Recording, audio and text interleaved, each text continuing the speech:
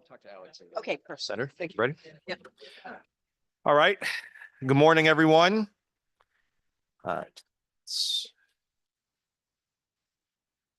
Like to call the meeting to order for the Committee on Children today, Tuesday, February the 11th, 2025.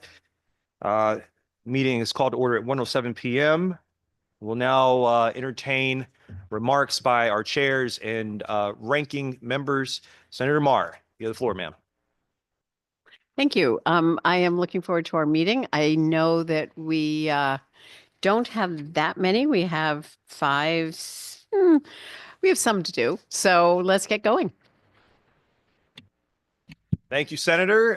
Senator Martin is not here yet. Representative Dauphinais, ma'am, you have the floor. Good afternoon, everyone. I believe this might be a record timed committee bill for children's. We're going to work on that to get it quickly through. Thank you. Thank you, Representative. With that said, I'll echo the remarks of my ranking member and co-chair, and we will move into Section 3 of the agenda, concepts to raise. The first item on that agenda under that subsection item of the Section 3 is an act concerning children's behavioral health services. May I please have a motion to raise item number 1 on the agenda? So moved. So moved by Senator Marr, who leaned over to say so moved. Is there a second? Second by Representative Martinez. Is there any discussion?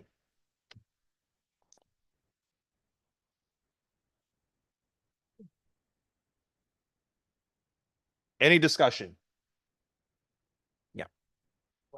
Thank you, Mr. Chair. And I would opt that we would go and put this on a consent calendar. We can do a voice vote by that. Or a voice Yes, vote. Representative, Yeah. that's perfectly fine. Just so that folks know, the purpose of this bill is to be derived from the recommendations of the Transforming Children's Behavioral Health Policy and Planning Committee, which is tri-chaired by Senator Marr. Later in the meeting, we will hear a similar bill that comes out of the same concept. The bill we will raise right now is in the Children's Committee and will contain the recommendations that is most appropriate to this committee. Senator Marr, do you have any comments? This bill just quickly comes from, as the good representative said, the Children's Behavioral Health Planning and Policy Committee, and it has been voted on by the committee, and it is full of recommendations for children's behavioral health, and it is incredibly important and has been seen through by commissioners and members of the community who are most concerned about children's behavioral health. And it's a good bill, should pass. And I believe that, no? Okay. Okay. All right. Thank you so much. Thank you, Senator. Any further discussion? Seeing no further discussion, all those in favor, please signify by saying aye. Any opposition? Any abstentions? The ayes have it. Thank you. Secondly, we have an act concerning the Office of the Child Advocate. May I please have a motion to raise item number 2 on the agenda? Moved. So moved by Marr, seconded by Cohen. This bill is currently a placeholder for recommendations from the Office of the Child Advocate. We don't yet have those recommendations before us, so we are raising a title in hopes that those recommendations will be made public or made available to our committee as soon as possible. Any further discussion on this? Representative Dauphinais. Yes, thank you, Mr. Chair. And I would suggest that we do a voice vote on this bill, unless there's any other questions. Thank you. Seeing that there are no other questions and discussions, Representative Dauphinais, I believe that we can honor that for you, ma'am. All those in favor, please signify by saying aye. Any opposition? Any abstentions? The ayes have it. Thank you. An act concerning child care support for Connecticut's workforce. This bill is a bill that has come to us from many child advocates, both from the public and private sectors and business sectors of our state included, and contains concepts that are being explored in various forms this year. These ideas will include a workforce child care fund, a cap on child care costs at 7% of annual household income, wage requirements, workforce development initiatives, capital improvement grants, and a centralized enrollment center. Do I have a motion on the floor for this concept? So moved by Kit, seconded by Mar. Any discussion? Representative Dauphiné. Thank you, Mr. Chair. There were several concerns about this bill. I won't get into them in the detail, but we would like to have a roll call. That is perfectly fine, ma'am. Any further discussion before we move to a roll call vote? Seeing no further discussion, Mr. Clerk, please call the roll. A motion has been made and seconded to raise agenda item number 3, an act concerning child care support for Connecticut's workforce. Representative Paris. Paris says yes. Senator Marr. Senator Mar votes yes. Representative Wieslander. Representative Wieslander votes yes. Senator Cohen. Senator Cohen votes yes. Representative Dauphiné. Rep. Dauphiné votes no. Senator Martin. Senator Martin votes yes. Representative Belton. Belton votes yes. Representative Boyd. Representative Comey. Representative Kitt. Representative Kitt votes yes. Senator Kushner. Representative Lanou. No. Senator Marks. Senator Marks votes yes. Representative Martinez. Representative Martinez votes yes. Representative Mastro Francesco. No. Representative McGee. Yes. And Representative Pizzuto. No. Thank you.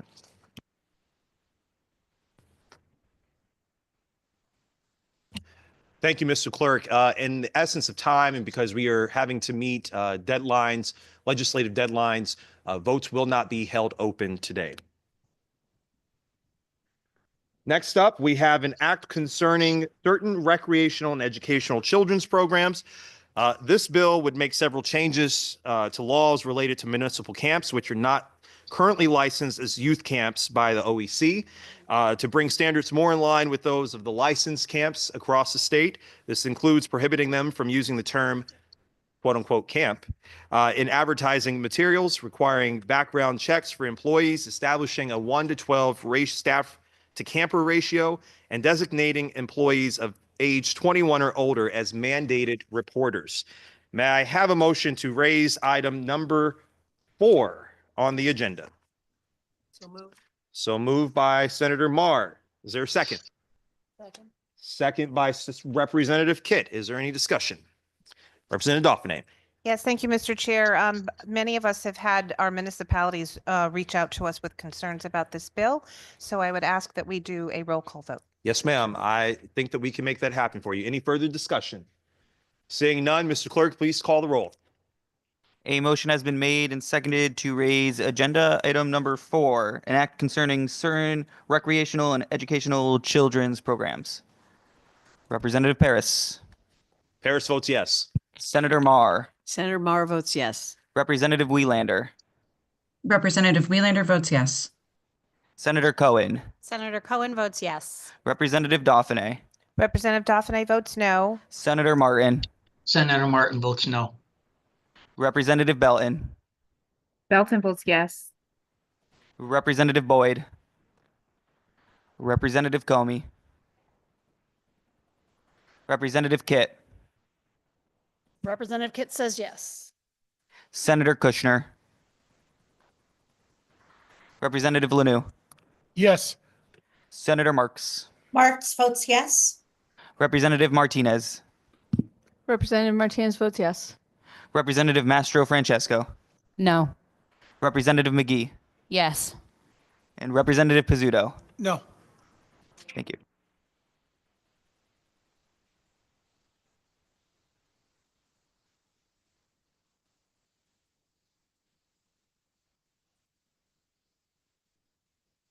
Thank you, Mr. Clerk. Next, we have an act authorizing hospitals to install devices on exterior emergency department walls to facilitate the voluntary surrender of infants to emergency department staff. This bill comes to us from our good ranking member, Representative Dauphiné, and would allow hospitals to install certain measures to protect the safety of any infants who are voluntarily surrendered. May I have a motion? So moved by Martinez. Second? Second by Dauphiné. Is there any discussion?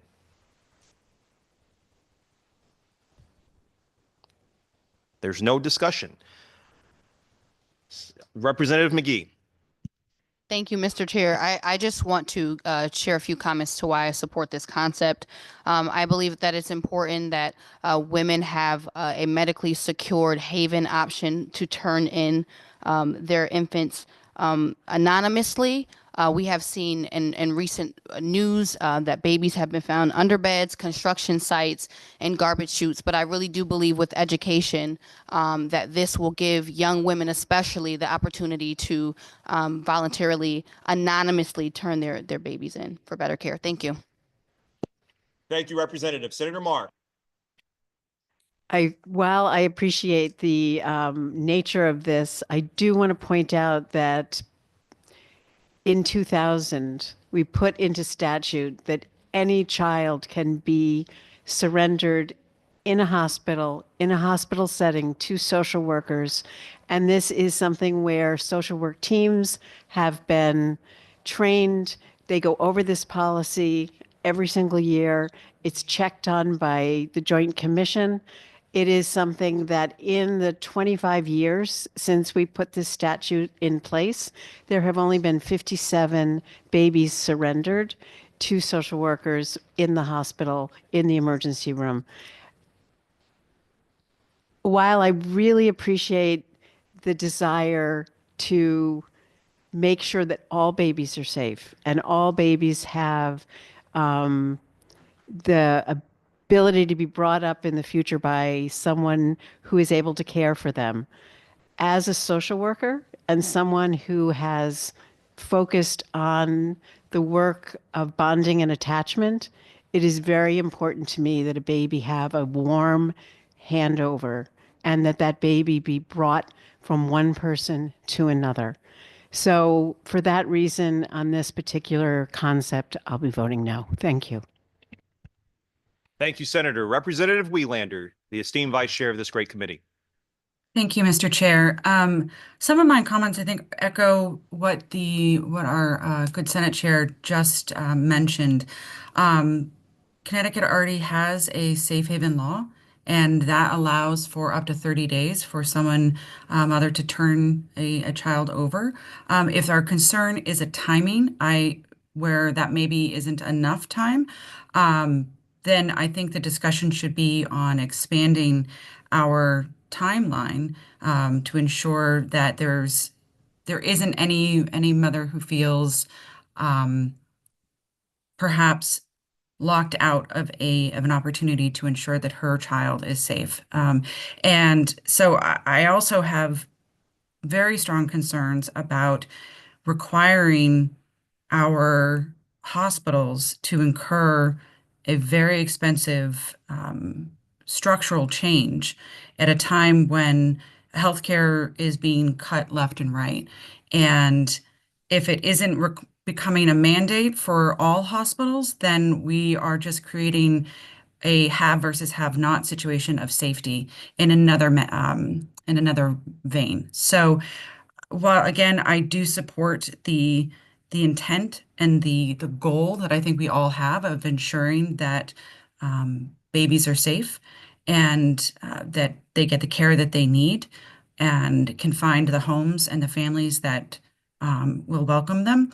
This is not the best option in my opinion at this point.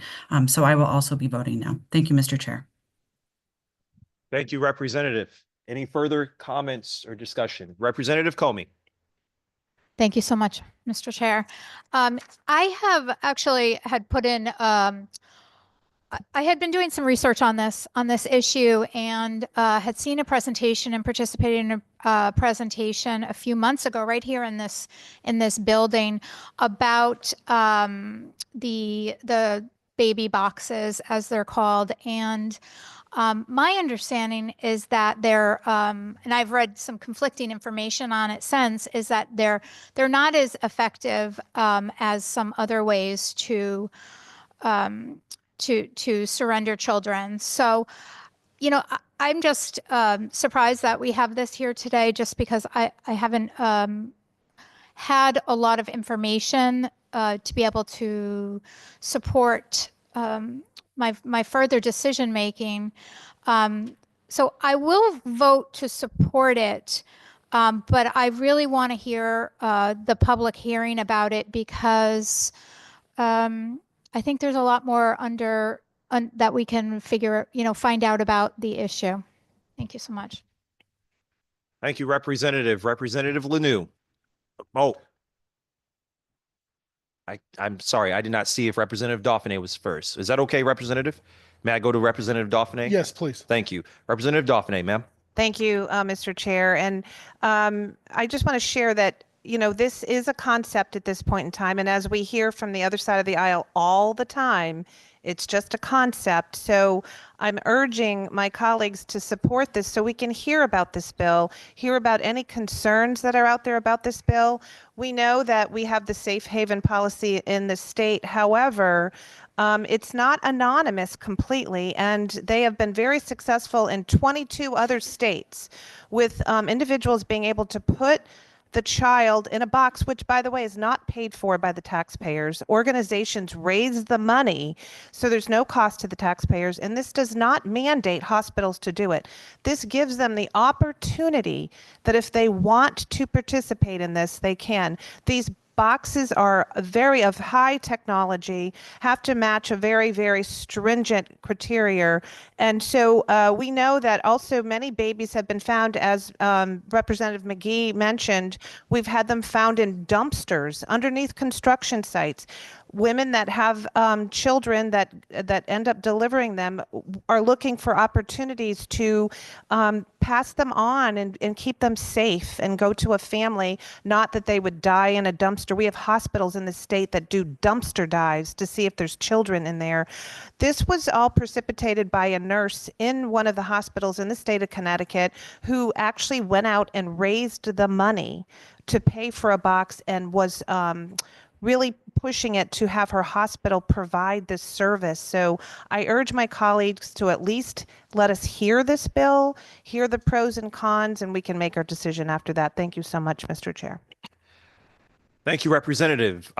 We will have Representative Lanou, Representative Pizzuto, and Senator Cohen in that order. And Representative Martinez, too. Thank you. Thank you, Mr. Chairman. I just want to echo what some of my colleagues have said. First of all, the good co-chairwoman or senator, she mentioned that since 2000 with social workers getting babies turned into social workers, there's only been 57 babies turned in. Only 57. To me, those are 57 lives potentially saved. 57 babies who are now got into good homes, are now productive citizens, who are, some of them are childbearing age now. And you don't know what path each and every one of those children have taken since being turned into a social worker.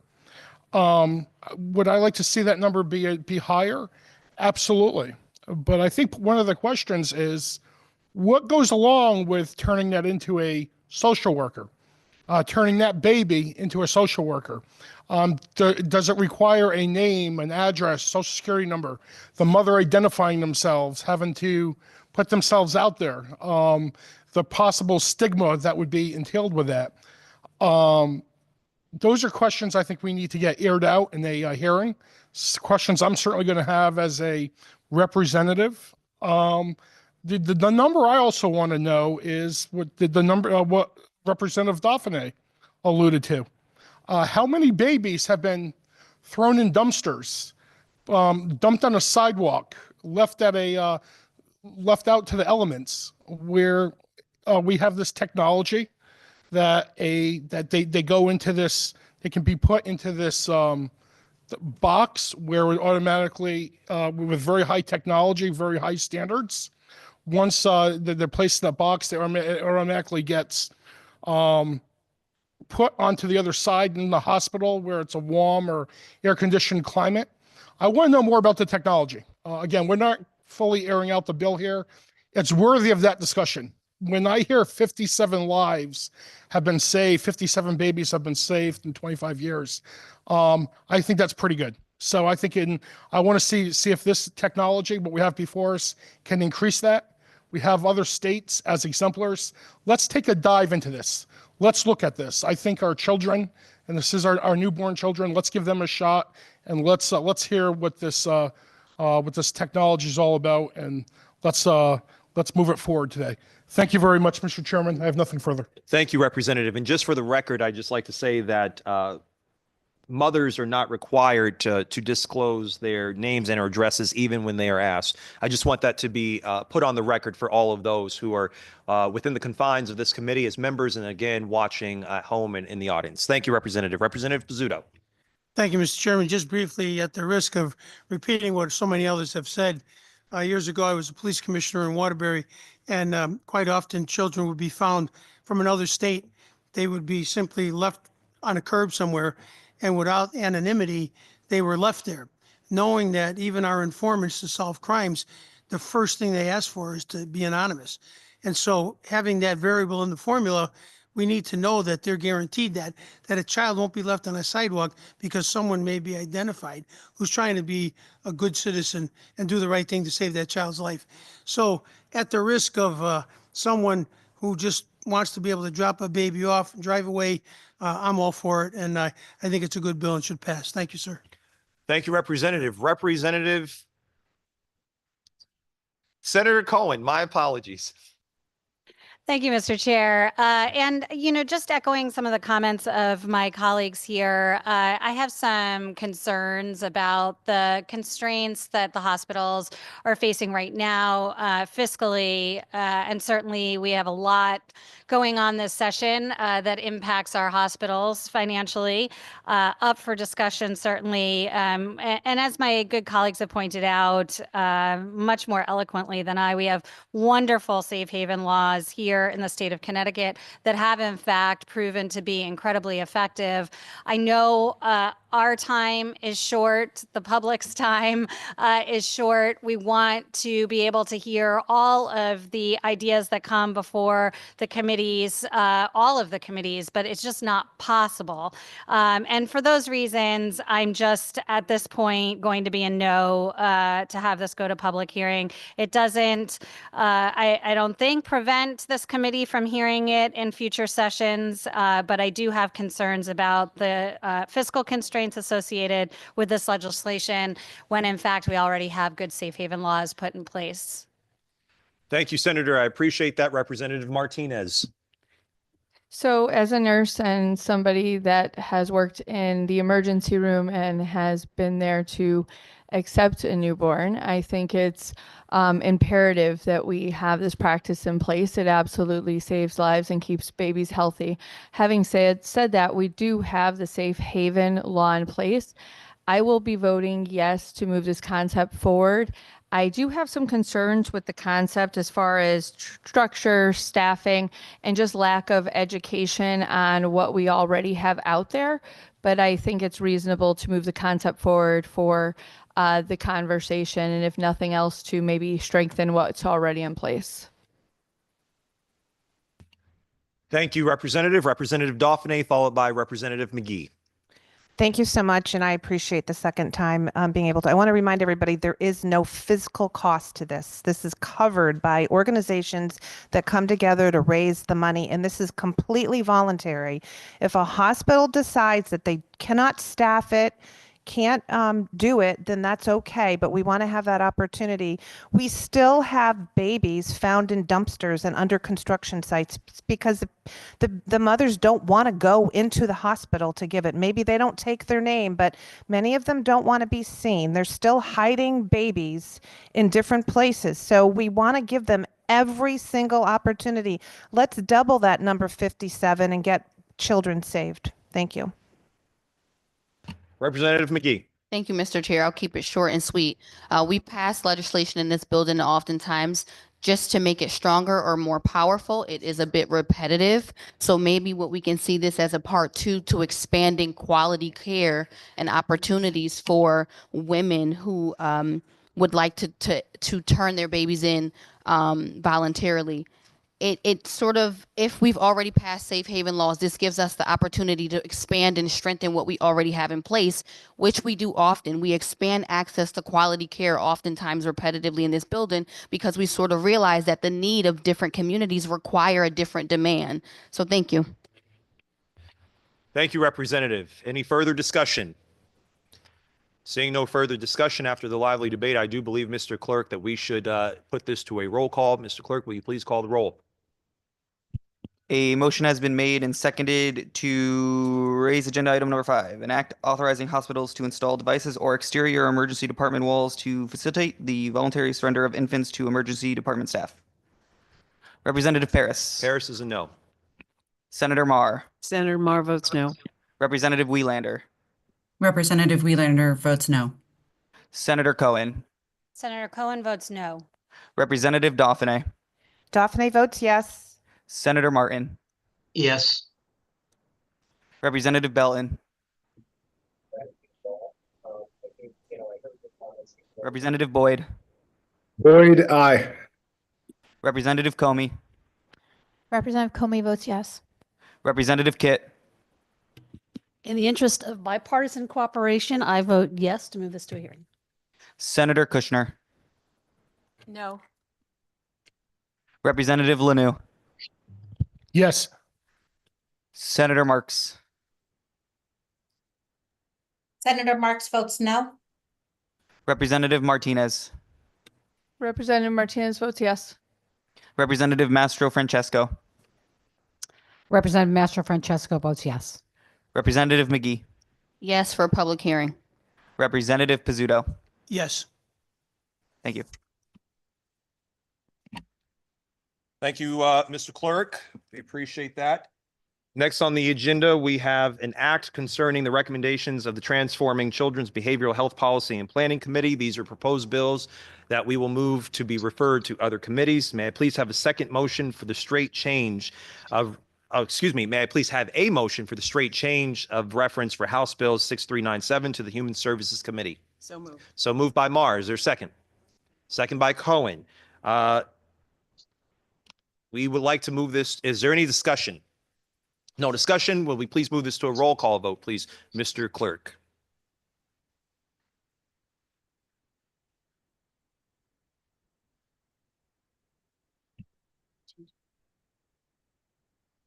Actually, Mr. Clerk, why don't you hold that for a second? Since there's no discussion, I'd like to try everyone's minds. All those in favor to have this referred, please signify by saying aye. Aye. Any opposition? Any abstentions? It passes. Thank you. The ayes have it. May I please have a motion for a straight change of reference to House Bill 6398 to the Judiciary Committee? It's an act establishing a youth challenge program. Is there a motion on the floor? Can I? My goodness. May I have a motion on the floor? Excuse me. So moved. So moved by Mark, seconded by Cohen. Any discussion? Seeing no discussion, all those signify by saying aye. Aye. Any opposition? Any abstentions? The ayes have it. That concludes our business for today. That was 35 minutes and 26 seconds. For our announcement, we do have a public hearing on Thursday, February 13th at 3 p.m. That is this Thursday. Unless the building is closed, the LOB and the Capitol, unless they are closed, we will be in a hybrid position to conduct this public hearing. So that means people can be online and in person. Please use your own be at will if you come in person, and please execute safety at all points in time.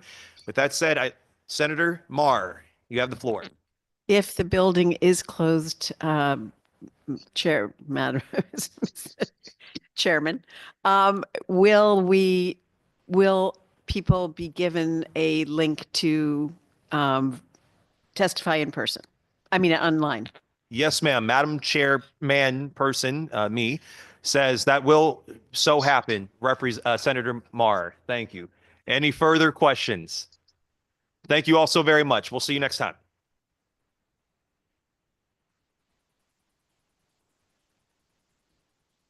Witness. Since the Chiefs lost, I apologize. May I have a motion to adjourn the meeting? No, we're not. No, we're not. We're not recessing. Votes. I have a motion by Representative Pizzuto. Is there a second? Second. Second by Kit. All those in favor, please signify by saying aye. Any opposed? Abstentions? Motion passes. Thank you.